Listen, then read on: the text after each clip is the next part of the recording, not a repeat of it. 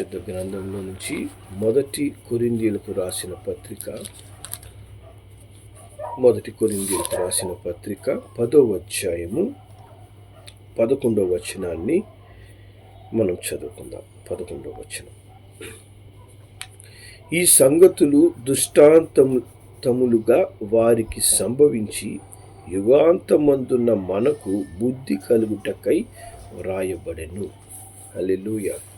దేవుని నామానికి మహిమ కలుగునుగాక. మరి దేవుని వాక్యం ఇక్కడ చెప్తుంది, ఈ సంగతులు, మరి ఎటువంటి సంగతులు, ఏ సంగతుల గురించి దేవుడు సెలవిస్తున్నాడు? పరిశుద్ధ గ్రంథంలో రాయబడిన ప్రతి సంభవం, ప్రతి పరిస్థితి, పరిశుద్ధ గ్రంథంలో రాయబడిన ప్రతి మాటలు దేని కొరకు రాయబడినాయంటే దృష్టాంతములుగా వారికి సంభవించి, అంటే ఎవరైతే అట్టి సంగతులు లేదా అట్టి పరిస్థితుల గుండా నడిచున్నారో వారికి మనము తెలుసుకున్న రీతిగా దృష్టాంతములుగా వారికి సంభవించి యుగాంతమందున్న మనకు, అనగా దేవుని రాకడ దినాల్లో, ప్రభు రాకడకు ఎదురు చూస్తున్నటువంటి ఈ కడవరి దినాల్లో బుద్ధి కలుగుటకై, మనకు బుద్ధి కలుగుటకై వ్రాయబడెను. హల్లెలూయా.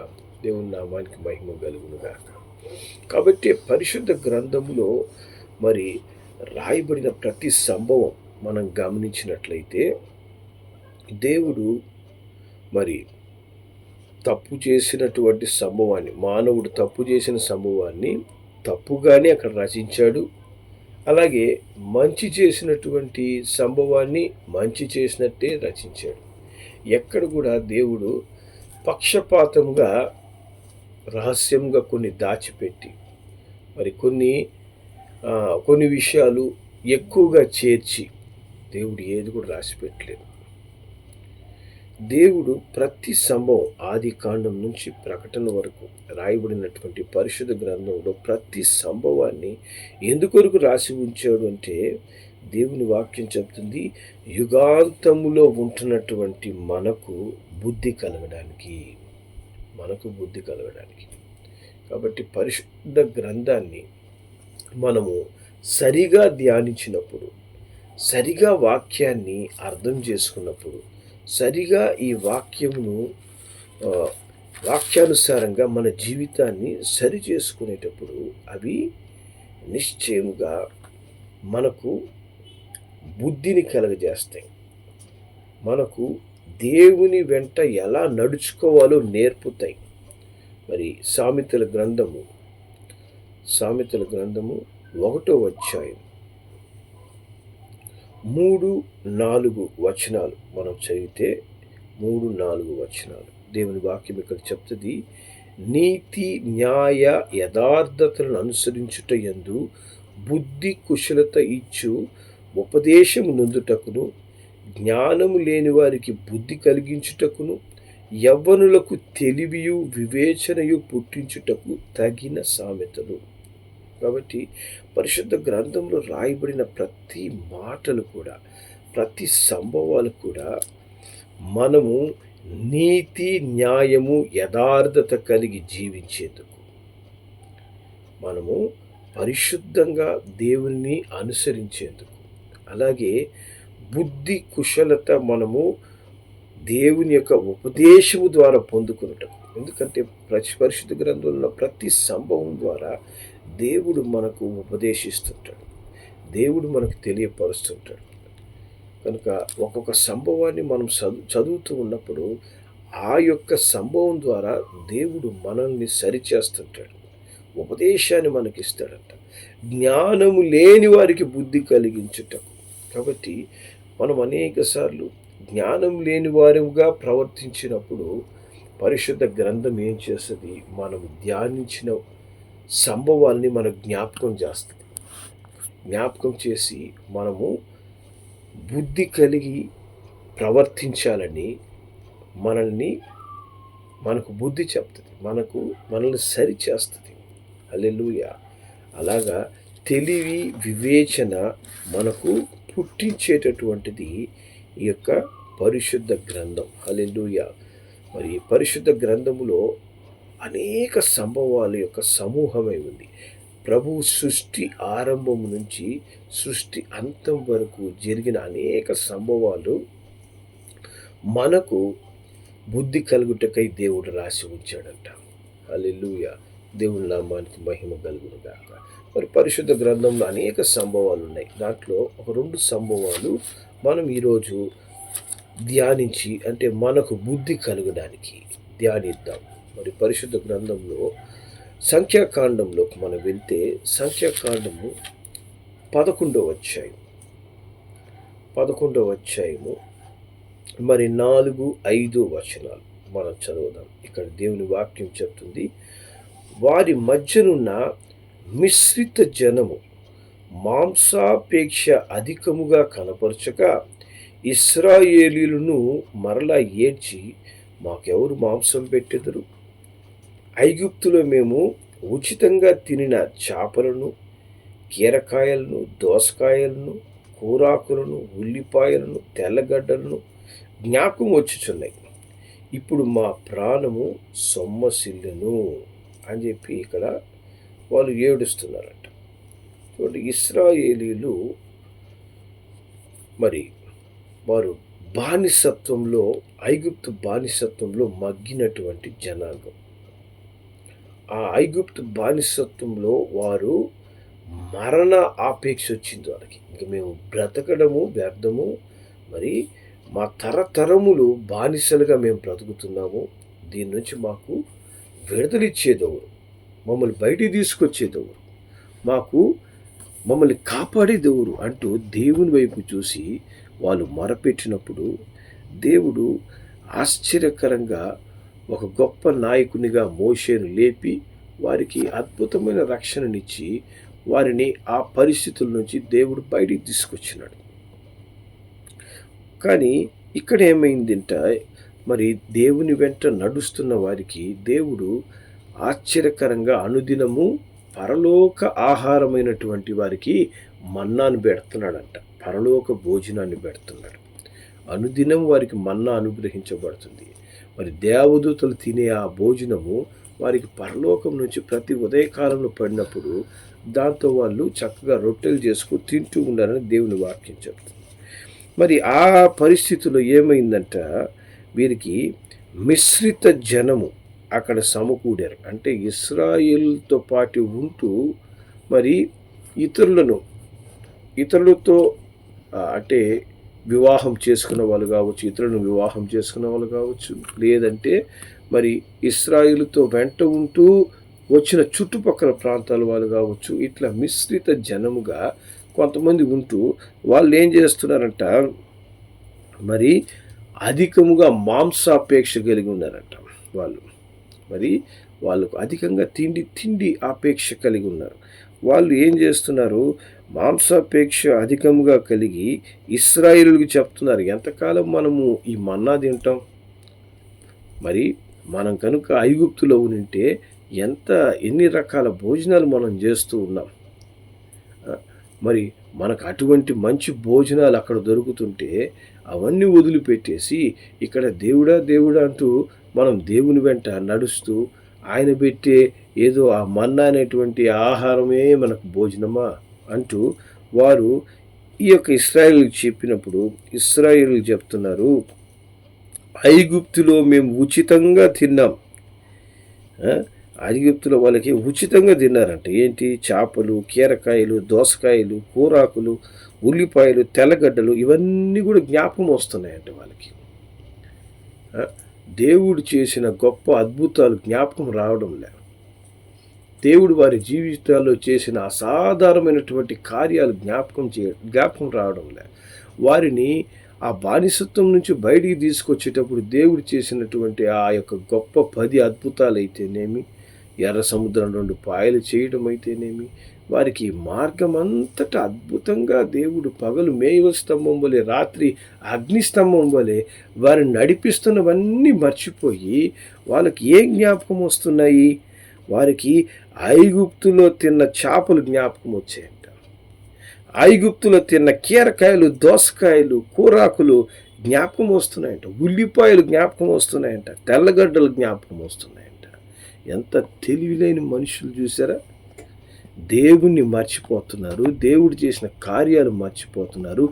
తిండి మీద ఆసక్తి కలిగి వాళ్ళు ఇప్పుడు మా ప్రాణము సొమ్మసిల్లిపోతుంది, ఏం చేయాలి, ఆ తిండి అంతా మేము తినలేకపోతున్నామే, ఆ తిండి ఇక్కడ దొరకడం లేదే, దేవుని దగ్గరికి వస్తే మాకు పెట్టేదంతా కూడా మన్నా మట్టుకే పెడుతున్నాడు దేవుడు.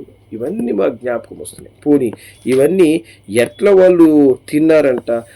వాళ్ళు చెప్తున్నారు, ఐగుప్తుని మేము ఉచితంగా తిన్నామంట.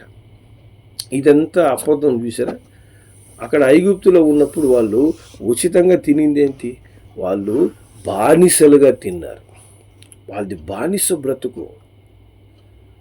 బానిసలుగా ఎంతో శ్రమతో వాళ్ళు తినినటువంటి ఆ యొక్క కష్టం అంతా కూడా వాళ్ళు మర్చిపోయి, వాళ్ళు ఎటువంటి బానిస బ్రతుకులో ఉన్నామనేది గుర్తింపు లేకుండా, జ్ఞాపకం లేకుండా, మేము ఉచితంగా మాకు భోజనాలు పెట్టారు, రాజభోజనాలు మేము తిన్నాం ఆ కాలంలో.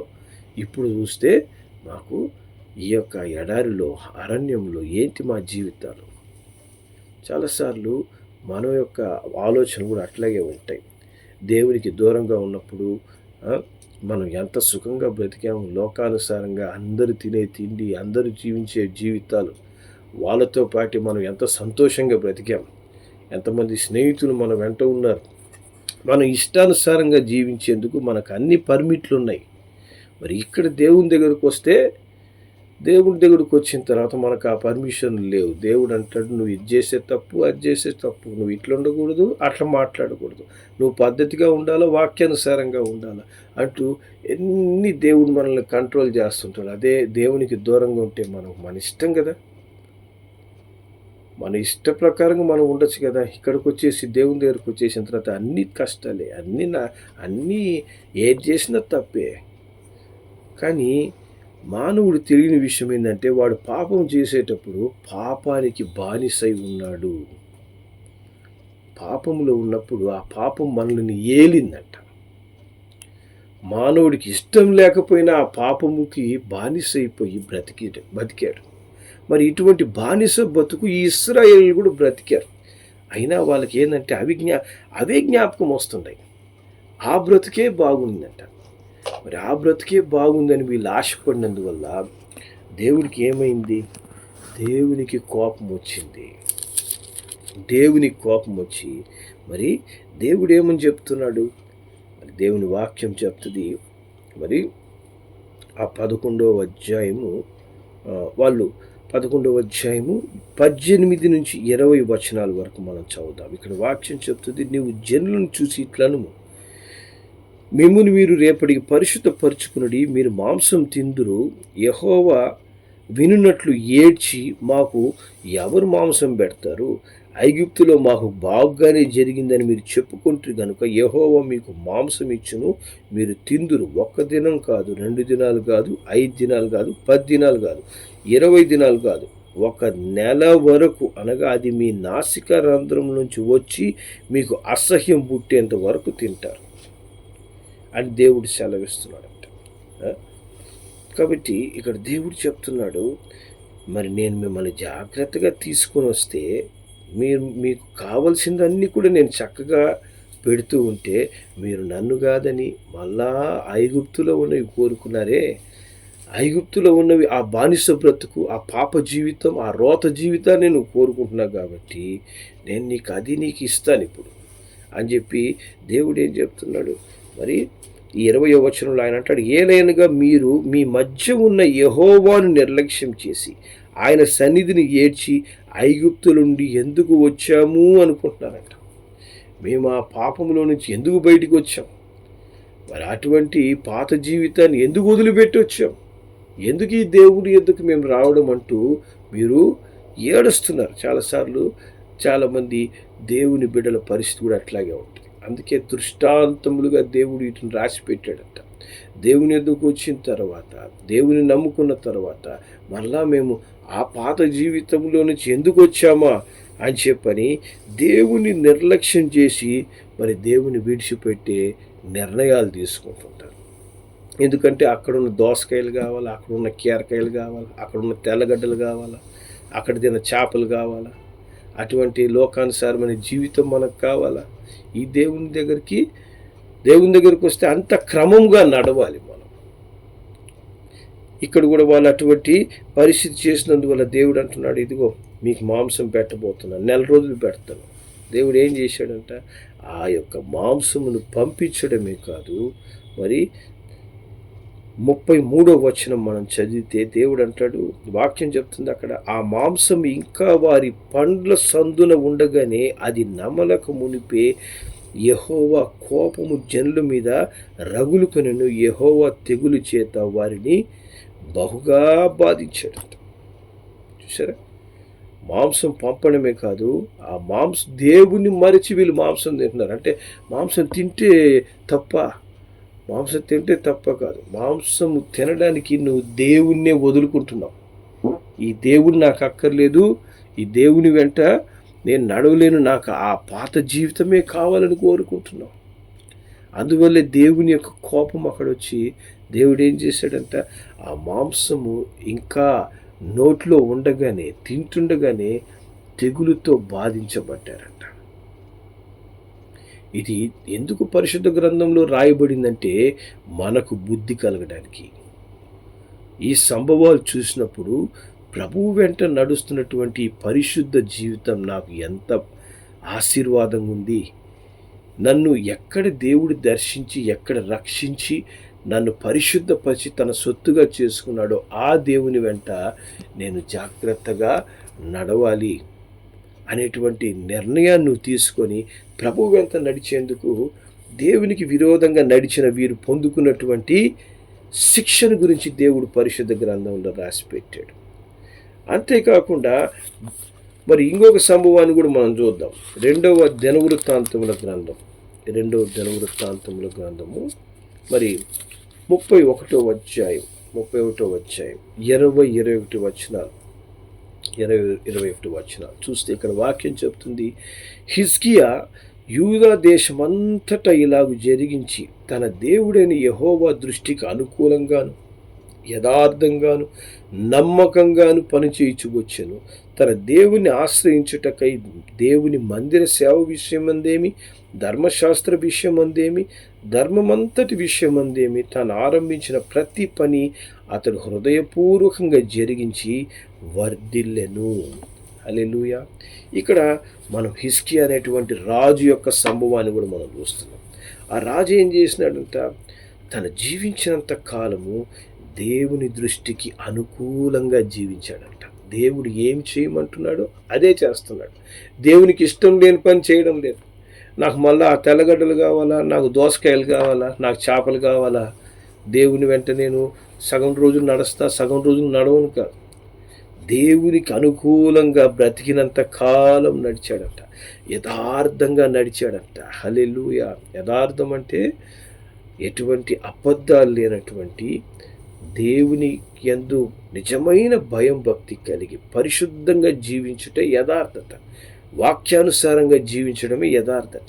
అతి యథార్థత కలిగి నమ్మకముగా అతను జీవించాడంట.